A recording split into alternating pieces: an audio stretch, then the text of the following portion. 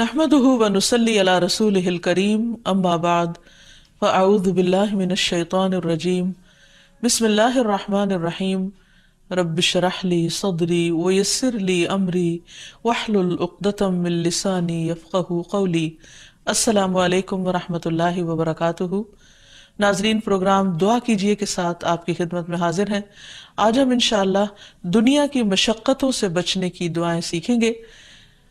दुआ उस मुसीबत में भी फ़ायदा देती है जो उतर चुकी हो, और उसके बारे में भी फ़ायदा मंद है जो अभी ना उतरी हो, क्योंकि दुआ से तकदीर भी बदल जाती है। इसलिए इंसान को दुआ करते रहना चाहिए, उन हालात के बारे में भी जो इंसान को परेशान कर रहे हो, और उन तफक्कुरात और हुमूम और गुमूम के बारे में भी जो आइंदा के बारे में इंसान को लाहिक होते हैं। कल की परेशानियां जो इंसान के दिल को घेरे हुए होती हैं, उनके लिए भी इंसान को अल्लाह सुब्हानहू तआला के आगे आह फरियाद करनी चाहिए, दुआएं मांगते रहना चाहिए। और अल्लाह ताला का वादा है कि तुम मांगो, मैं तुम्हारी दुआ कबूल करूंगा। और जब बंदे आपसे मेरे बारे में पूछें कि मैं कहाँ हूँ, तो उन्हें बता दो कि मैं बहुत करीब हूँ। अल्लाह ताला हम सब से बहुत करीब है, समीउन मुजीब है, वो सुनता भी है, जवाब भी देता है। इसलिए दुआ मांगने में बुखल से काम नहीं लेना चाहिए। लेकिन उसके साथ साथ ये कि इंसान दुआ मांगते हुए अल्लाह सुब्हानहू तआला की हम्द व सना करना ना भूले, और साथ ही नबी सल्लल्लाहु अलैहि वसल्लम पर दुरूद शरीफ भी पढ़े। जहाँ तक दुनिया की सख्तियाँ, मशक्क़तें, तकलीफ़ें, आजमाइशें हैं, तो इसके बारे में हमें कुरान और सुन्नत से क्या रहनुमाई मिलती है, इसके बारे में हम कुछ बात करेंगे। सबसे पहली बात तो ये है कि इंसान इस दुनिया की हकीकत को समझे कि ये दुनिया क्या है। ये दुनिया हम सब का एक आर्जी घर है, वक्ती जगह है रहने की, मुस्तकिल क़यामगाह नहीं है। इसमें जितने भी लोग आज तक आए, वो सब चलते ही बने। एक न एक दिन हम सब को जाना है, और जाने का भी वक्त और जगह लिखी है। इसलिए इंसान इस दुनिया को इसी नज़र से देखते हुए गुजारे, और ज़्यादा से ज़्यादा अच्छे कामों की तरफ तवज्जो रखे। हदीस से पता चलता है कि दुनिया मोमिन के लिए कैद खाने की तरह है। रसूलुल्लाह सल्लल्लाहु अलैहि वसल्लम ने फरमाया, दुनिया मोमिन के लिए कैद खाना है और काफिर के लिए जन्नत है। यानी एक मोमिन जो आखिरत को भी सामने रखता है और दुनिया में आने वाली तकलीफों और आजमाइशों को भी अपने लिए एक इम्तिहान समझता है, और फिर उसके लिए एक हदूद भी है, लिमिट्स भी हैं कुछ करने की, क्योंकि मोमिन अपने रब से डरता है कि कहीं वो कोई ऐसी बात ना करे, ऐसा काम ना करे जो रब को नाराज कर दे, और कल क़यामत के दिन उसकी जवाबदेही ना हो। इसलिए ये बहुत ज़रूरी है कि इंसान इस दुनिया में रहते हुए, खा अच्छा वक्त हो या तकलीफ दे वक्त हो, कोई ऐसा काम ना करे जो रब को नाराज करने वाला हो, क्योंकि कल बहरहाल इला रब्बिका यौमइज़िनिल मसाक, तेरे रब की तरफ उस दिन जा ठहरना है, वापसी है, जवाब देना है। फिर इसी तरह नबी सल्लल्लाहु अलैहि वसल्लम ने दुनिया के बारे में ये भी फरमाया था कि अब जो दुनिया का हिस्सा बाकी रह गया वो एक फितना है, आजमाइश है। रसूलुल्लाह सल्लल्लाहु अलैहि वसल्लम ने फरमाया, बेशक जो दुनिया बाकी रह गई है वो आजमाइश और फितना है। यानी इंसानों के लिए कोई बहुत खूबसूरत जगह नहीं है रहने की, और आखिरत का घर वही दरअसल असल घर है और खुशहाली का घर है। कुरान मजीद में आता है कि अहले ईमान जब जन्नत में दाखिल होंगे तो पुकार उठेंगे कि शुक्र अल्लाह का जो हमसे हर तरह का गम और दुख हमसे ले गया। वक़ालुल हम्दुलिल्लाहिल्लज़ी अज़हब अन्नल हज़न इन्न रब्बना लग़फ़ूरुन शकूर अल्लज़ी अहल्लना दारल मुक़ामति मिन फ़ज़लिहि ला यमस्सुना फ़ीहा नसब वला यमस्सुना फ़ीहा लुग़ूब। और वो कहेंगे कि उस अल्लाह का शुक्र है जिसने हमसे गम को दूर कर दिया। यानी जब वो जन्नत में पहुंचेंगे तो दुनिया के सारे गम उनको भूल जाएंगे, और यकीनन हमारा परवरदिगार बख्शने वाला और कदरदान है, जिसने अपने फजल से हमें अबदी क़यामगाह में ला उतारा, जहां हमें न मशक्क़त उठानी पड़ती है और न कोई थकावट लाहिक होती है। اور اللہ تعالیٰ کی طرف سے بھی یہ پیغام آئے گا، سلام علیکم طبتم فادخلوها خالدین، تم پر سلام ہو، تم خوشحال رہو، بس اس میں داخل ہو جاؤ ہمیشہ رہنے والے، یعنی اس کے بعد اب تمہیں یہاں سے کوئی نہیں نکال سکتا، تم پر کوئی غم تکلیف اور دکھ آنے والا نہیں ہے۔ نبی صلی اللہ علیہ وسلم نے فرمایا، ایک آواز دینے والا آواز دے گا کہ اے بندو، تمہارے لیے یہ طے ہو گیا ہے کہ تم صحت مند رہو گے، کبھی بیمار نہ ہوگے، تم زندہ رہو گے، کبھی مرو گے نہیں، تم کبھی بوڑھے نہیں ہوگے، تم آرام میں رہو گے، تمہیں کبھی تکلیف نہیں آئے گی۔ تو اللہ تعالیٰ کا یہی فرمان ہے، وَنُودُوا أَن تِلْكُمُ الْجَنَّةُ أُورِثْتُمُوهَا بِمَا كُنْتُمْ تَعْمَلُونَ، اس وقت انہیں ایک آواز آئے گی کہ تم اس جنت کے وارث بنائے گئے ہو، یہ ان نیک اعمال کا بدلہ ہے جو تم دنیا میں کیا کرتے تھے۔ یعنی وہ لوگ خوش قسمت ہوں گے جو دنیا میں ایک اچھی اللہ تعالیٰ کی رضا کی زندگی گزار کر آئیں گے اور وہاں اللہ کی رضا کو پائیں گے۔ اور پھر دنیا میں وہ شخص جو سب سے زیادہ تکلیف میں ہوگا، وہ جب جنت کا صرف ایک چکر لگائے گا، صرف ایک جھلک دیکھے گا، تو اس کو دنیا کے سارے غم دور ہو جائیں گے اور سارے غم بھول جائیں گے۔ نبی صلی اللہ علیہ وسلم نے فرمایا، اہل جنت میں سے ایک آدمی کو پیش کیا جائے گا جسے دنیا میں لوگوں میں سے سب سے زیادہ تکلیفیں آئی ہوں گی، پھر اسے جنت میں صرف ایک غوطہ دے کر پوچھا جائے گا کہ اے ابن آدم، کیا تم نے کبھی کوئی تکلیف دیکھی تھی؟ کیا تجھ پر کبھی کوئی سختی بھی گزری؟ وہ عرض کرے گا، اے میرے رب، اللہ کی قسم کبھی نہیں، کبھی کوئی تکلیف میرے پاس سے نہ گزری اور نہ ہی میں نے کبھی کوئی شدت اور سختی دیکھی۔ تو یہ ہے دنیا کی شدتوں اور سختیوں اور آزمائشوں کا حال کہ جو جنت میں جاتے ہی انسان کو ساری کی ساری فراموش ہو جائیں گی، بھول جائیں گی۔ اب یہاں ہمیں یہ بھی دیکھنا چاہیے کہ دنیا میں جو انسان کو مشقتیں آتی ہیں، تکلیفیں آتی ہیں، ان کی وجہ کیا ہے، اس کا سبب کیا ہے، یعنی کیوں ایسا ہوتا ہے کہ انسان ایک غم سے نکلتا نہیں تو دوسرے میں جا پھنستا ہے، اور کوئی دن ایسا نہیں ہوتا کہ جس میں انسان کو کوئی نہ کوئی دکھ، تکلیف، بیماری یا اس کی اپنی ذات پر نہ ہو یا کہیں سے ایسی کوئی خبر نہ سننے کو ملے۔ تو اس کی وجہ کیا ہے؟ سب سے پہلی بات تو یہ ہے کہ انسان کو امتحان کے لیے پیدا کیا گیا، مشقتیں اٹھانے کے لیے پیدا کیا گیا۔ قرآن پاک میں اللہ تعالیٰ فرماتے ہیں، لَقَدْ خَلَقْنَا الْإِنسَانَ فِي كَبَدٍ، بلا شبہ یقیناً ہم نے انسان کو بڑی مشقت میں پیدا کیا ہے۔ یعنی انسان اپنے لیے آسانیاں ڈھونڈتا ہے، اس دنیا میں آسانیاں نہیں ہیں۔ پھر دوسری بات یہ ہے کہ یہ زندگی انسان کے لیے ایک آزمائش ہے، اور اللہ تعالیٰ نے خود ہی فرما دیا کہ میں تمہیں خوف سے، بھوک سے، جان، مال اور پھلوں کی کمی سے ضرور آزماؤں گا، انہیں امتحان آئیں گے، لیکن ایسے موقع پر تمہیں کرنا کیا ہے؟ وَبَشِّرِ الصَّابِرِينَ، صبر کرنے والوں کو خوشخبری دے دو۔ اور پھر یہ بھی کہ ہر انسان اس دنیا سے جانے والا ہے، اس لیے فرمایا کُلُّ نَفْسٍ ذائقۃ الموت، ہر نفس کو موت کا ذائقہ چکھنا ہے۔ وَنَبْلُوكُمْ بِالشَّرِّ وَالْخَيْرِ فِتْنَةً وَإِلَيْنَا تُرْجَعُونَ، اور ہم تمہیں اچھے اور برے حالات سے آزماتے رہیں گے، یعنی تمہاری آزمائش تو ضرور ہوگی اور بالآخر تمہیں ہماری طرف لوٹنا ہے، یعنی قیامت کے دن اللہ تعالیٰ سے ملاقات لازم ہے۔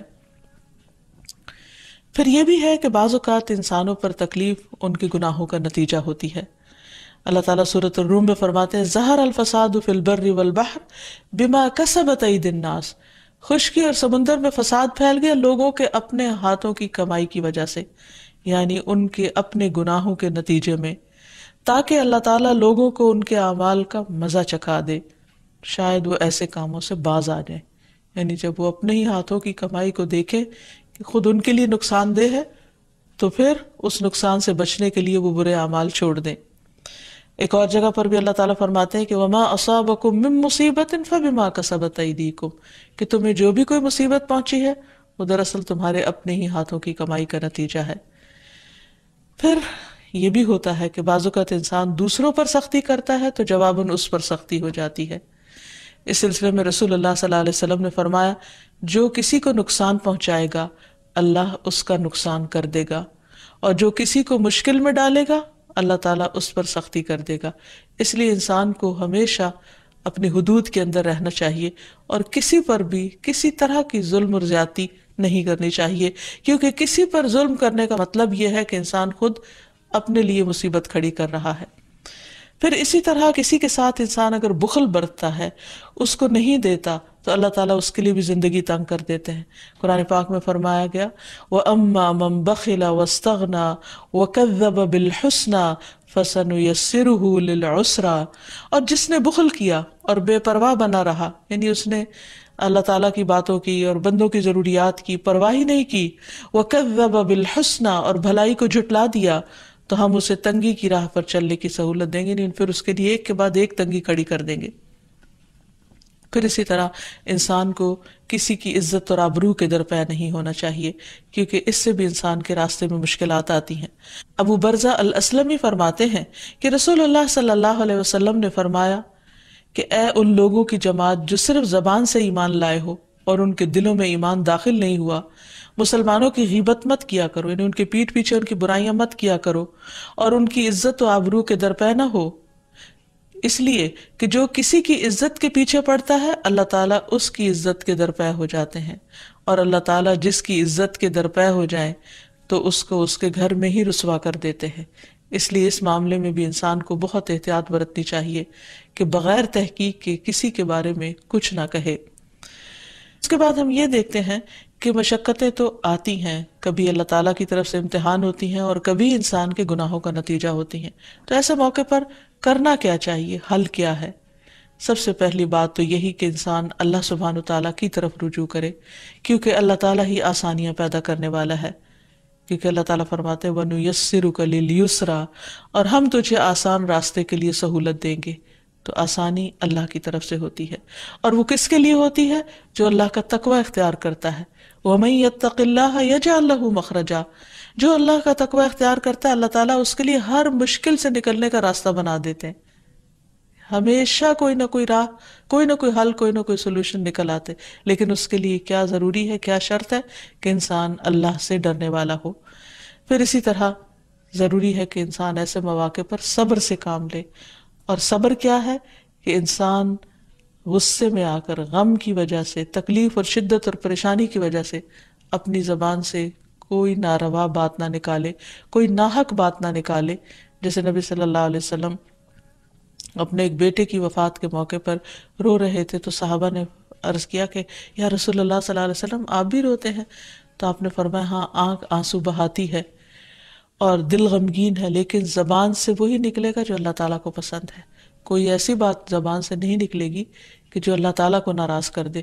تو اس لیے تکلیف کے موقع پر انسان کو ہمیشہ یہ یاد رکھنا چاہیے کہ وہ کیا کر رہا ہے، اس کا رد عمل کیا ہے، کس طرح وہ ریاکٹ کر رہا ہے، کیا باتیں کر رہا ہے۔ اور جو لوگ صبر کرتے ہیں تو ان کی تعریف اللہ تعالیٰ نے بیان کی، فرمایا وَالصَّابِرِينَ فِي الْبَأْسَاءِ وَالضَّرَّاءِ وَحِينَ الْبَأْسِ أُولَئِكَ الَّذِينَ صَدَقُوا وَأُولَئِكَ هُمُ الْمُتَّقُونَ، جو تنگ دستی اور تکلیف میں اور لڑائی کے وقت صبر کرتے ہیں، یہی لوگ ہیں جنہوں نے سچ کہا اور یہی بچنے والے ہیں۔ یعنی ایسے ہی لوگ سچے مومن ہیں جو تنگی اور تکلیف میں اپنے آپ کو سنبھال لیتے ہیں، صبر سے کام لیتے ہیں۔ اور اللہ تعالیٰ نے یہ بھی بتا دیا تھا، وارن کر دیا تھا کہ تم ضرور آزمائے جاؤ گے، لَتُبْلَوُنَّ فِي أَمْوَالِكُمْ وَأَنفُسِكُمْ، تمہارے مالوں میں، تمہارے نفسوں میں تمہیں ضرور آزمایا جائے گا، ضرور با ضرور۔ اور تم لوگوں سے ہر طرح کی باتیں بھی سنو گے، لیکن پھر کیا کرنا ہے ایسے موقع پر؟ وَإِن تَصْبِرُوا وَتَتَّقُوا فَإِنَّ ذَلِكَ مِنْ عَزْمِ الْأُمُورِ، اگر تم صبر اور تقوی سے کام لو تو یہ بڑی ہمت کے کام ہو، یعنی آسان نہیں ہے صبر کرنا، لیکن ناممکن بھی نہیں ہے، اور ہر وقت تبدیل ہو جاتا ہے۔ صرف اس تکلیف کے وقت میں انسان اگر اپنے آپ کو کنٹرول کر لیتا، اپنی زبان کو، اپنے ریاکشن کو ایک لمٹ اور حدود کے اندر لے آتا ہے، تو اللہ سبحانہ وتعالیٰ جلد ہی اس کے حالات تبدیل کر دیتے ہیں، اور بعض اوقات اس کو پہلے سے بھی زیادہ بہتر چیز عطا کرتے ہیں۔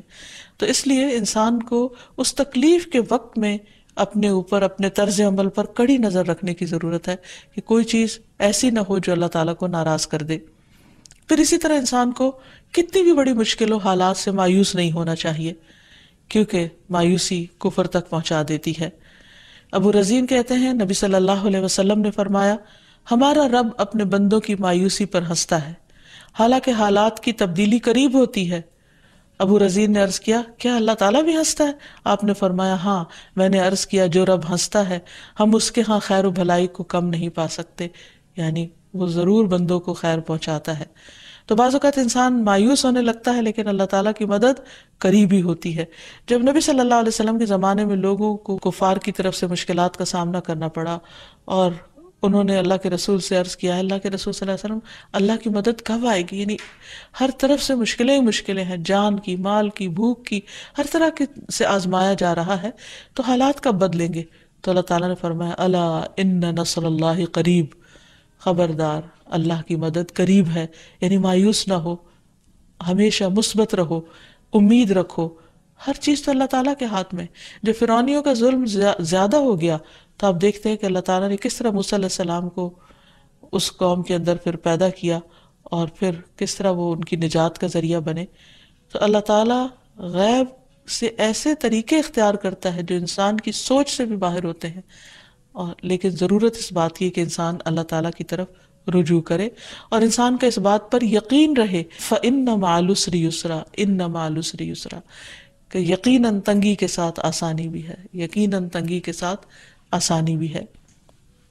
اور پھر حضرت انس سے بھی روایت ہے کہ رسول اللہ صلی اللہ علیہ وسلم نے فرمایا بے شک مدد صبر کے ساتھ ہے، یعنی اللہ کی مدد آئے گی، بس صبر کرو، تھوڑا انتظار کرو، اور کشادگی تنگی کے ساتھ ہے، اور بے شک تنگی کے ساتھ آسانی ہے، اور بے شک تنگی کے ساتھ آسانی ہے۔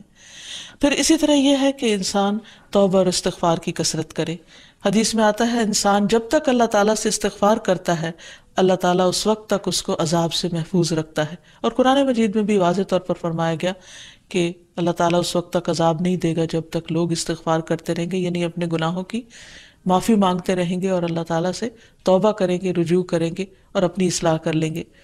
پھر اسی طرح زیادہ سے زیادہ نیک اعمال کرنے چاہیے، اللہ کو راضی کرنا چاہیے تاکہ اللہ تعالیٰ کی رحمت نازل ہو۔ اللہ تعالیٰ کا وعدہ ہے وَأَمَّا مَنْ آمَنَ وَعَمِلَ صَالِحًا فَلَهُ جَزَاءً الْحُسْنَى وَسَنَقُولُ لَهُ مِنْ أَمْرِنَا يُسْرًا، اور البتہ جو ایمان لایا اور نیک عمل کیے اسے اچھا بدلہ ملے گا، اور اسے ہم اپنے آسان سے کام کرنے کو کہیں گے، یعنی ان کے لیے کاموں میں آسانیاں پیدا کر دیں گے ان کی نیکیوں کی وجہ سے۔ اور اسی طرح ایک اور جگہ پر بھی آتا ہے کہ من عمل صالحا من ذکر او انثى وهو مؤمن فلنحيينه حیاتا طیبہ ولنجزینہم اجرہم باحسن ما كانوا يعملون، جو شخص بھی نیک عمل کرے خواہ وہ مرد ہو یا عورت، بشرطے کہ وہ مومن ہو، تو ہم اسے پاکیزہ زندگی بسر کرائیں گے، یعنی دنیا میں بھی حیات طیبہ ہوگی، عمدہ زندگی بسر کرائیں گے، اور آخرت میں ان کے بہترین اعمال کے مطابق انہیں ان کا اجر عطا کریں گے۔ تو اللہ تعالیٰ کسی بندے پر ظلم نہیں کرتا، حتیٰ کہ ذرے برابر بھی کسی نے نیکی کی ہو تو اس کا بدلہ بھی ضرور دیتا ہے۔ پھر اسی طرح لوگوں پر خرچ کرنا چاہیے، کیونکہ اللہ تعالیٰ کا وعدہ ہے فَأَمَّا مَنْ أَعْطَى وَاتَّقَى وَصَدَّقَ بِالْحُسْنَى فَسَنُيَسِّرُهُ لِلْيُسْرَى، پھر جس نے اللہ کی راہ میں مال دیا، پرہیزگاری اختیار کی، بھلی باتوں کی تصدیق کی، تو ہم اسے آسان راستے کی سہولت دیں گے، یعنی اس کے لیے آسانیاں کر دیں گے۔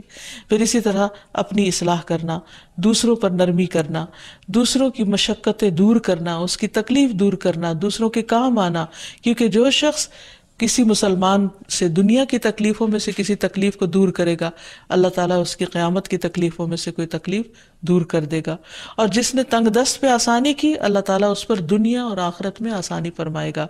تو اس لیے ہمیں دوسروں کے ساتھ آسانیوں کا معاملہ کرنا چاہیے، پھر اسی طرح خادموں کو آسانی دینی چاہیے، پھر انسان کو کثرت سے صدقہ و خیرات کرنا چاہیے، کیونکہ صدقہ اللہ تعالیٰ کے غصے کو بجھا دیتا ہے۔ پھر اسی طرح ایک حدیث میں آتا ہے کہ صدقہ گناہوں کو اس طرح مٹاتا ہے جیسے پانی آگ کو مٹا دیتا ہے۔ پھر انسان کو اللہ تعالیٰ کے آگے گڑ گڑانا چاہیے اور خوب خوب دعائیں کرنی چاہیے، کیونکہ کون ہے جو بے قرار کی پکار سنے جب وہ اسے پکارے اور اس کی تکلیف دور کرے، یعنی سوائے اللہ کے۔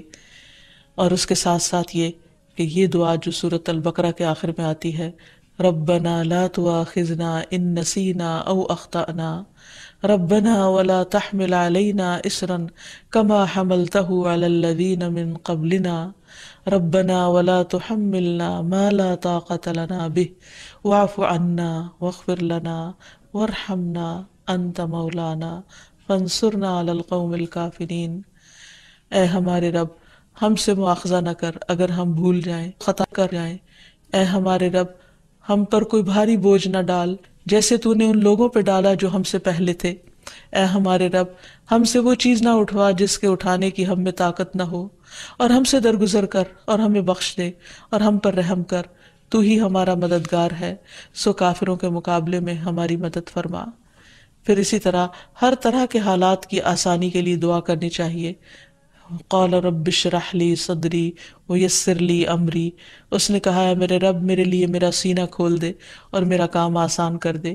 حدیث میں بھی آتا ہے نبی صلی اللہ علیہ وسلم مشکل وقت میں دعا پڑھتے تھے، اللہم لا سہل الا ما جعلتہ سہلا وانت تجعل الحزن اذا شئت سہلا، اے اللہ نہیں کوئی کام آسان مگر وہی جسے تو آسان کر دے، اور تو جب چاہتا ہے مشکل کو آسان کر دیتا ہے۔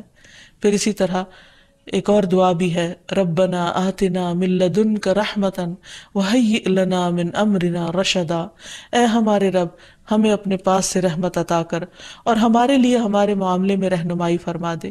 پھر اسی طرح کثرت کے ساتھ درود شریف پڑھنا چاہیے، کیونکہ جو شخص کثرت سے درود شریف پڑھتا ہے تو اس کی ساری فکریں دور ہو جاتی ہیں اور گناہ معاف کر دیے جاتے ہیں۔ پھر اسی طرح یہ دعا بھی، اللہم انی اعوذ بک من جہد البلاء ودرک الشقاء وسوء القضاء وشماتۃ الاعداء، اے اللہ میں آپ کی پناہ چاہتا ہوں سخت مشقت، بد نصیبی کے پانے، بری تقدیر اور دشمنوں کے خوش ہونے سے۔ پھر اسی طرح اللہم رحمتک ارجو فلا تکلنی الی نفسی طرفۃ عین واصلح لی شأنی کلہ لا الہ الا انت، اے اللہ میں تیری رحمت کا امیدوار ہوں، تو مجھے آنکھ جھپکنے تک کے لیے بھی میرے نفس کے حوالے نہ کرنا، میرے سارے معاملات درست فرما دے، تیرے سوا کوئی معبود نہیں۔ پھر اسی طرح عمومی قرض سے نجات کی دعائیں آپ کے ساتھ شیئر کریں گے۔ اللہ سبحانہ وتعالیٰ فرماتے ہیں وَقَالَ رَبُّكُمُ ادْعُونِي أَسْتَجِبْ لَكُمْ، تمہارا رب کہتا ہے کہ تم مجھ سے دعا مانگو میں تمہاری دعا قبول کروں گا۔ تو انسان کسی بھی قسم کی جب مشکل میں ہو، خواہ وہ بیماری ہو، روحانی یا ذہنی پریشانی ہو، اولاد کی طرف سے کوئی پریشانی ہو یا مالی پریشانی ہو، تو ان تمام مواقع پر انسان کو اپنے رب ہی کو پکارنا چاہیے۔ یہ اللہ تعالیٰ کا وعدہ ہے کہ قُلِ اللَّهُ يُنَجِّيكُم مِّنْهَا وَمِن كُلِّ كَرْبٍ، اللہ تم کو اس وقتی تکلیف اور ہر قسم کی تکلیف سے نجات دیتا ہے، تو ہمیں اللہ تعالیٰ ہی کو پکارنا چاہیے۔ پھر اسی طرح اللہ تعالیٰ کو پکارنے سے پہلے اللہ تعالیٰ کی تعریف اور تعریف کے بے پناہ کلمات، اللہ تعالیٰ کی تعریف کے کلمات اتنے زیادہ ہیں کہ اگر انسان ان کو ساری زندگی بھی شمار کرتا رہے تو شمار نہ کر سکے۔ اس لیے نبی صلی اللہ علیہ وسلم نے تعریف کے جو کلمات سکھا دیے ہیں، اگر انسان ان کو سیکھ لے، ان کو یاد کر لے اور ان کے مطابق اللہ تعالیٰ کی تعریف کرے تو اس سے بہتر کوئی چیز نہیں ہو سکتی۔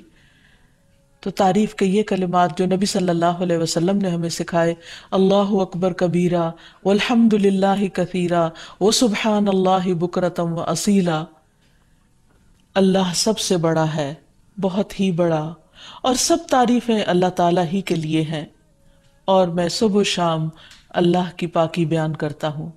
اور حق بھی یہی ہے کہ انسان صبح و شام اللہ سبحانہ وتعالیٰ کی تعریف بیان کرے، اس کو ہر عیب اور نقص سے پاک قرار دے، کیونکہ وہ ہے ہی اس لائق اور یہ اس کا حق ہے۔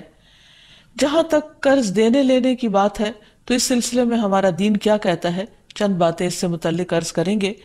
سب سے پہلے تو یہ کہ جب کوئی شخص ضرورت مند ہو، محتاج ہو اور قرض مانگے تو اسے قرض دینا چاہیے، کیونکہ کسی کی ضرورت پوری کرنا اللہ تعالیٰ کو بہت پسند ہے۔ پھر اسی طرح قرض لینے اور ادا کرنے کے بھی کچھ آداب ہیں۔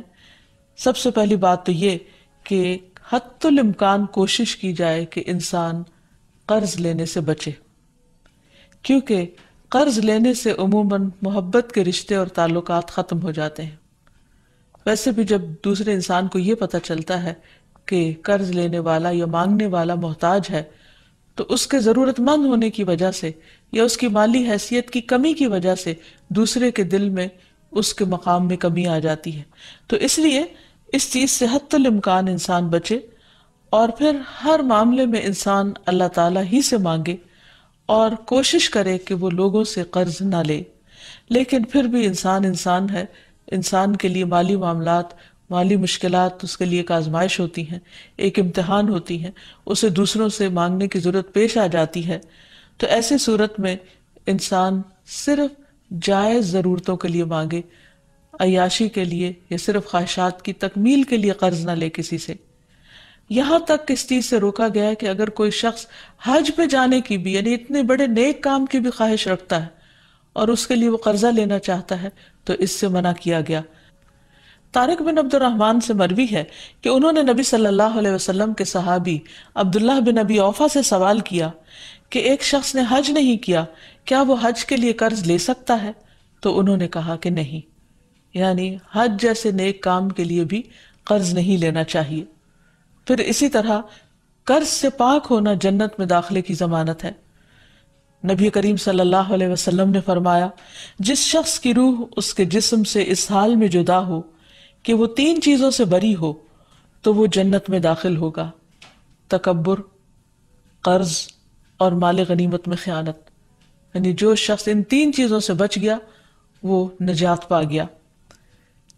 پھر اسی طرح یہ ہے کہ بعض اوقات انسان کسی شرعی مقصد کے لیے قرض لیتا ہے، یعنی حقیقی ضرورت کے لیے قرض لیتا ہے، تو ایسی صورت میں عبداللہ بن جعفر فرماتے ہیں کہ رسول اللہ صلی اللہ علیہ وسلم نے فرمایا، اللہ تعالیٰ قرض لینے والے کے ساتھ ہے۔ یعنی اگر کوئی واقعی حقیقی جائز ضرورت کے لیے لیتا ہے تو اللہ تعالیٰ اس کی مدد کرتے ہیں یہاں تک کہ وہ اپنا قرضہ ادا کرے، بشرطے کہ قرضہ ایسے مقصد کے لیے نہ ہو جو اللہ تعالیٰ کو ناپسند ہو۔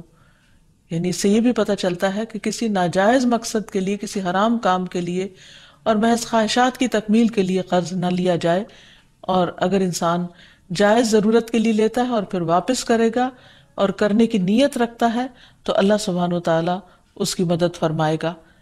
پھر اسی طرح یہ بھی یاد رکھنا چاہیے کہ انسان قرض لینے کے بعد اس کو ادا کرنے کی فکر کرے، کیونکہ جب انسان کسی کو قرض دینے کی یعنی قرض لوٹانے کی صلاحیت رکھتا ہو اور پھر قرض واپس نہ کرے تو ایسا کرنا بہت بڑا ظلم ہے۔ رسول اللہ صلی اللہ علیہ وسلم نے فرمایا، قرض ادا کرنے میں مالدار کی طرف سے ٹال مٹول کرنا ظلم ہے، اور اگر تم میں سے کسی کا قرض کسی مالدار کے حوالے کیا جائے تو اسے قبول کرے، یعنی قرض خواہ کو کہا جائے کہ کسی دوسرے نے میرا قرض دینا ہے، اس سے لے لو تو وہ مان جائے۔ پھر اسی طرح یہ ہے کہ آپ صلی اللہ علیہ وسلم نے اس بات کی بھی تلقین فرمائی کہ انسان جب قرض واپس کرے تو اچھے طریقے سے، بھلے طریقے سے، خوش دلی کے ساتھ دوسرے کو ستائے نہیں۔ پھر اسی طرح یہ ہے کہ ہمیں یہ بھی تلقین کی گئی ہے کہ جس کا قرض ادا کرنا ہو، یعنی جس کا قرض لوٹانا ہو، اس کو ہدیہ قبول نہیں کرنا چاہیے۔ ابو بردہ کہتے ہیں کہ میں مدینہ حاضر ہوا تو میں نے عبداللہ بن سلام رضی اللہ عنہ سے ملاقات کی۔ انہوں نے کہا، آؤ تمہیں میں ستو اور کھجور کھلاؤں گا اور تم ایک بازمت مکان میں داخل ہوگے۔ کہ رسول اللہ صلی اللہ علیہ وسلم بھی چونکہ وہاں تشریف لے گئے تھے اس لیے انہوں نے اس کو بازمت کہا۔ پھر آپ نے فرمایا، تمہارا قیام ایک ایسے ملک میں ہے جہاں سودی معاملات بہت عام ہیں۔ اگر تمہارا کسی شخص پر کوئی حق ہو اور پھر وہ تمہیں ایک تنکے یا جو کے دانے برابر بھی یا ایک گھاس کے برابر بھی ہدیہ دے تو اسے قبول نہ کرنا، کیونکہ وہ بھی سود ہے۔ پھر اسی طرح ہمارے دین نے ہمیں یہ بھی سکھایا ہے کہ اگر کوئی شخص اپنا قرض نہ لوٹا سکتا ہو تو کوئی دوسرا شخص اس کی طرف سے ادا کر دے، یعنی انسان کسی اور کے قرض ادا کرنے کی ذمہ داری لے لے، کیونکہ رسول اللہ صلی اللہ علیہ وسلم نے فرمایا، میں ہر مومن کے لیے اس کی اپنی ذات سے بھی زیادہ اس کے قریب ہوں۔ جو شخص قرض یا چھوٹی اولاد چھوڑ کر جائے تو ان کی پرورش میرے ذمہ ہے، اور جو شخص مال چھوڑ کر جائے وہ اس کے وارثوں کا ہے۔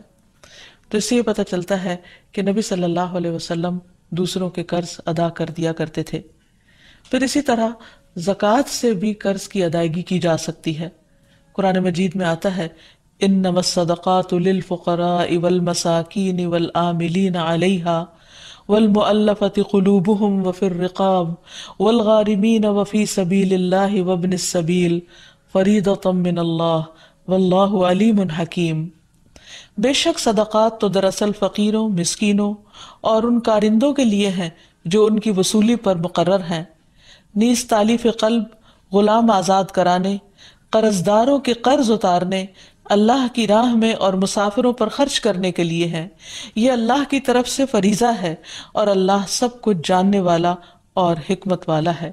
تو اس سے یہ پتہ چلتا ہے کہ اگر کوئی شخص مجبور ہو، تکلیف میں ہو، قرض کے بوجھ تلے دبا ہوا ہو، تو اس کا بوجھ اتارنے کے لیے اگر ویسے کوئی ذریعہ نہ بن پائے اور کوئی مدد کرنے کو تیار نہ ہو تو پھر اس کی مدد زکوٰۃ کے مال سے بھی کی جا سکتی ہے۔ لیکن یہ بات یاد رہے کہ ہر انسان جو قرض لے وہ قرض ادا کرنے کی نیت رکھے، کیونکہ جو شخص قرض ادا کرنے کی نیت کرے گا اللہ سبحانہ وتعالیٰ کی اس کے ساتھ مدد ہوگی، اور اس کے لیے انسان کو بھرپور کوشش بھی کرنی چاہیے۔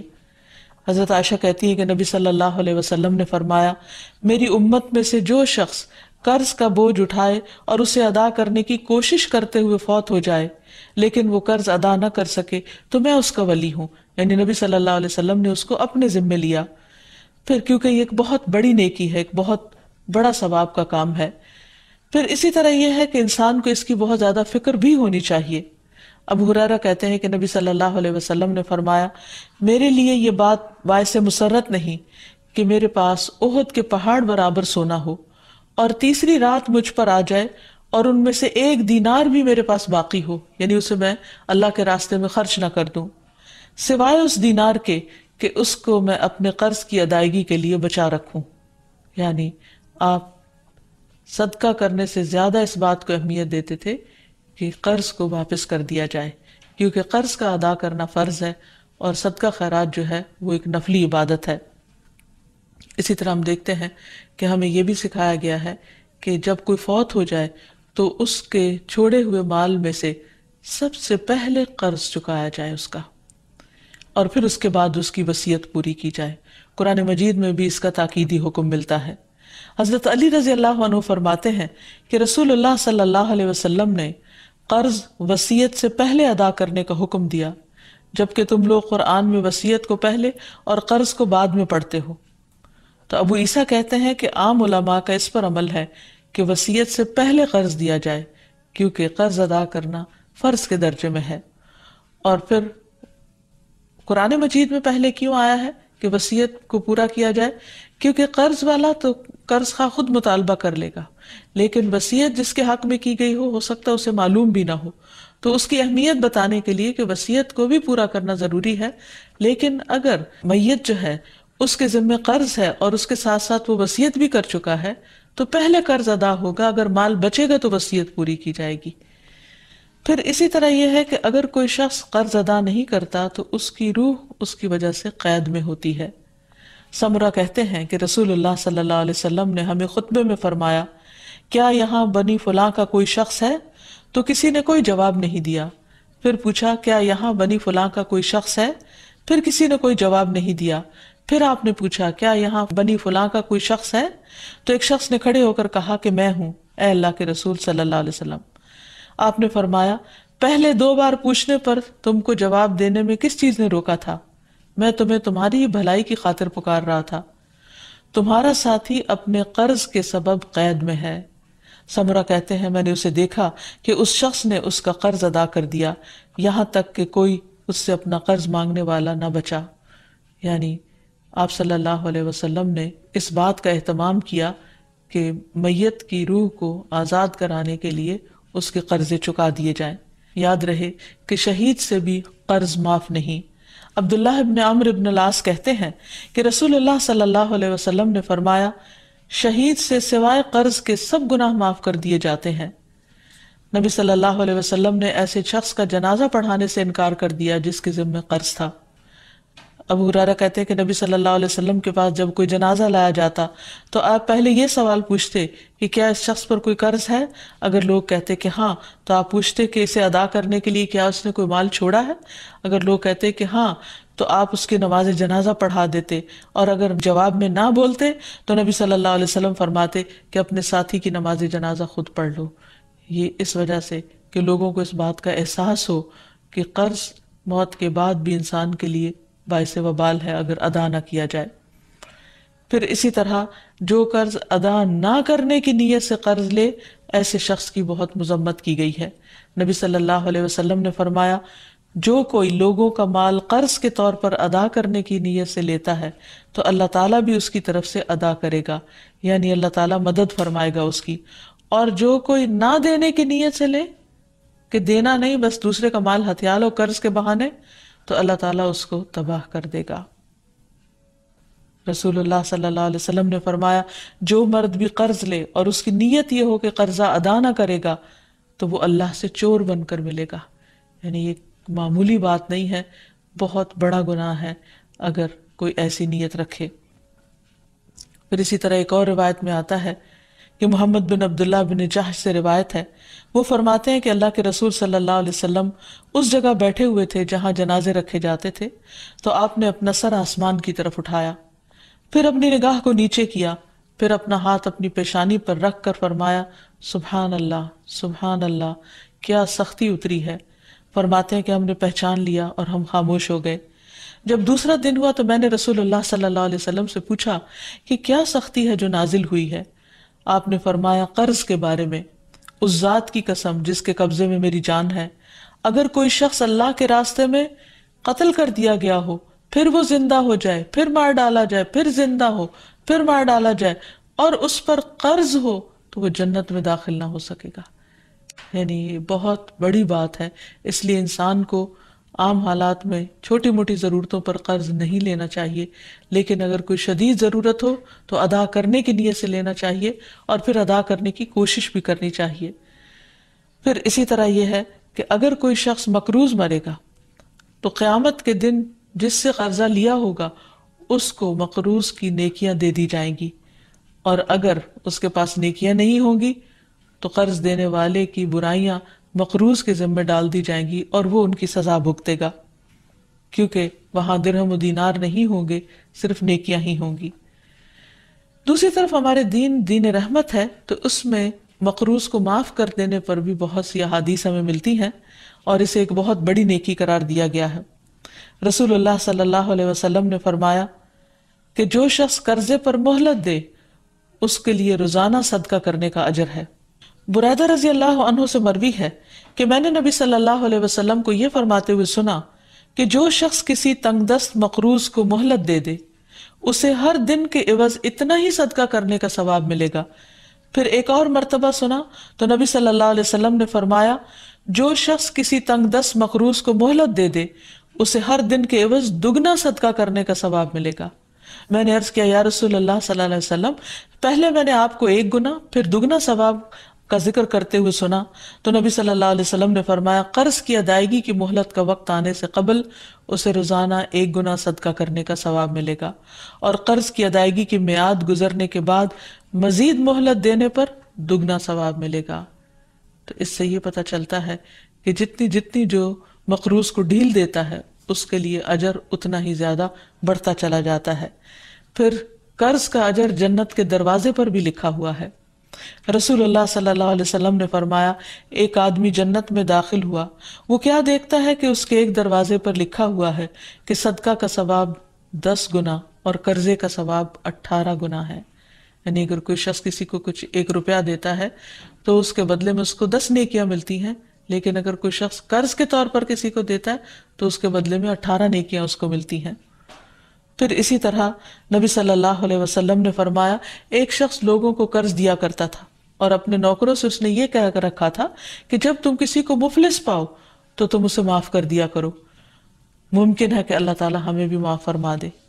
رسول اللہ صلی اللہ علیہ وسلم نے فرمایا کہ موت کے بعد جب وہ اللہ سے ملا تو اللہ تعالیٰ نے اس کو بخش دیا۔ تو گویا جو دنیا میں دوسروں کے قرض معاف کر دیتا ہے قیامت کے دن اللہ تعالیٰ اس کو معاف کر دے گا۔ پھر اسی طرح قرض معاف کرنے والے قیامت کے دن عرش الہی کے سائے تلے ہوں گے۔ رسول اللہ صلی اللہ علیہ وسلم نے فرمایا جس نے تنگ دست کو مہلت دی یا اس کا قرض معاف کر دیا تو اللہ تعالیٰ قیامت کے دن اسے اپنے عرش کے سائے میں رکھے گا، جبکہ اس کے سائے کے سوا کوئی سایہ نہ ہوگا۔ ایسے شخص کو قیامت کے دن کی سختیوں سے بھی نجات ملے گی۔ پھر یہ بھی ہے کہ جو شخص کسی کو قرض معاف کر دیتا ہے اسے قیامت کے دن کی سختیوں سے نجات مل جاتی ہے۔ رسول اللہ صلی اللہ علیہ وسلم نے فرمایا جس کو یہ پسند ہو کہ اللہ تعالیٰ اسے قیامت کے دن کی سختیوں سے نجات دے دے تو اسے چاہیے کہ وہ مفلس کو مہلت دے یا اسے معاف کر دے۔ اور آخر میں دعائیں ادائیگی قرض کے لیے. سب سے پہلی بات تو یہ کہ انسان اللہ تعالیٰ سے مدد مانگے، کیونکہ وہ بہترین مولا اور بہترین مددگار ہے. نعم المولا و نعم النصیر. اور پھر یہ ہے کہ اگر انسان فکر کرتا ہو اور ادائیگی کی کوشش کرتا ہو تو اس کے ساتھ ساتھ بھی دعا کرتا رہے تاکہ اللہ سبحانہ وتعالیٰ اس کا قرض ادا کروا دے. اس سلسلے میں حضرت علی رضی اللہ تعالیٰ عنہ کی ایک حدیث ہے کہ ایک غلام ان کے پاس حاضر ہوا جو زر کتابت ادا کرنے سے عاجز ہو گیا تھا، یعنی آزادی کی قیمت دینے سے عاجز ہو گیا تھا، اور عرض کیا کہ میری مدد فرمائیے. حضرت علی نے فرمایا کہ میں تمہیں ایسے کلمات سکھاتا ہوں جو رسول اللہ صلی اللہ علیہ وسلم نے مجھے سکھائے تھے. اگر تمہارے اوپر پہاڑ کے برابر بھی قرض ہوگا تو بھی اللہ تعالیٰ تیری طرف سے ادا کر دے گا. یوں کہا کرو، اللہم اکفنی بحلالک عن حرامک واغننی بفضلک عمن سواک. اے اللہ مجھے حلال مال دے کر حرام سے باز رکھ اور مجھے اپنے فضل سے اپنے علاوہ دوسروں سے بے نیاز کر دے. اسی طرح ایک اور روایت میں آتا ہے، حضرت انس سے روایت ہے کہ رسول اللہ صلی اللہ علیہ وسلم نے حضرت معاذ سے فرمایا، کیا میں تمہیں ایسی دعا نہ سکھاؤں جس کے ساتھ تم دعا کرو اگر تم پر احد کے پہاڑ برابر بھی قرضہ ہو تو اسے اللہ تعالیٰ تم سے ادا کر دے گا. اے معاذ یہ پڑھا کرو، اللہم مالک الملک تؤتی الملک من تشاء وتنزع الملک ممن تشاء وتعز من تشاء وتذل من تشاء بیدک الخیر انک علی کل شیء قدیر. رحمن الدنیا والآخرہ ورحیمہما تعطیہما من تشاء وتمنع منہما من تشاء ارحمنی رحمتا تغنینی بہا عن رحمت من سواک. اے اللہ بادشاہت کے مالک، تو جسے چاہتا ہے بادشاہت دیتا ہے، جس سے چاہتا ہے ملک چھین لیتا ہے، جس کو تو چاہتا ہے عزت دیتا ہے، جس کو تو چاہتا ہے ذلیل کر دیتا ہے. تیرے ہی ہاتھ میں خیر و بھلائی ہے اور تو ہی ہر چیز پر قدرت رکھتا ہے. دنیا اور آخرت کا رحمان اور ان دونوں کا رحیم، تو جسے چاہتا ہے دنیا اور آخرت دیتا ہے اور ان کو جن سے چاہتا ہے روک دیتا ہے. مجھ پر ایسی رحمت فرما جو مجھ کو تیرے علاوہ کی رحمت سے بے نیاز کر دے. نبی صلی اللہ علیہ وسلم کی دعاؤں میں سے قرض سے پناہ مانگنے کی دعا بھی تھی. نماز کے بعد یہ پڑھتے تھے، اللہم انی اعوذ بک من المأثم والمغرم. اے اللہ میں گناہ اور قرض سے تیری پناہ مانگتا ہوں. کسی نے عرض کیا، یا رسول اللہ صلی اللہ علیہ وسلم آپ قرض سے اتنی پناہ مانگتے ہیں؟ آپ نے جواب دیا، جب آدمی مقروض ہوتا ہے تو جھوٹ بولتا ہے اور وعدہ کرتا ہے تو خلاف ورزی کرتا ہے. پھر سونے سے پہلے کی دعائیں جو ہیں ان میں بھی قرض کی ادائیگی کی دعا ہے. پھر اسی طرح سفر میں بھی قرض سے پناہ کی دعا ہے، کیونکہ مسافر کی دعا قبول ہوتی ہے. نبی صلی اللہ علیہ وسلم جب کہیں قیام فرماتے تو یہ دعا پڑھتے، اللہم انی اعوذ بک من الہم والحزن والعجز والکسل والبخل والجبن ودلع الدین وغلبۃ الرجال. اے اللہ میں تیری پناہ مانگتا ہوں غم اور رنج سے، عاجزی سے، سستی سے، بخل سے اور بزدلی سے، اور قرض چڑھ جانے اور لوگوں کے غلبے سے. تو یہ ہیں وہ چند مسنون دعائیں جو نبی صلی اللہ علیہ وسلم نے سکھائیں. اگر انسان ان کو پڑھتا رہے تو قرض سے نجات حاصل ہو جائے گی. اللہ تعالی ہم سب کو ہر طرح کی پریشانیوں سے محفوظ رکھے. وآخر دعوانا ان الحمد للہ رب العالمین. السلام علیکم ورحمۃ اللہ وبرکاتہ.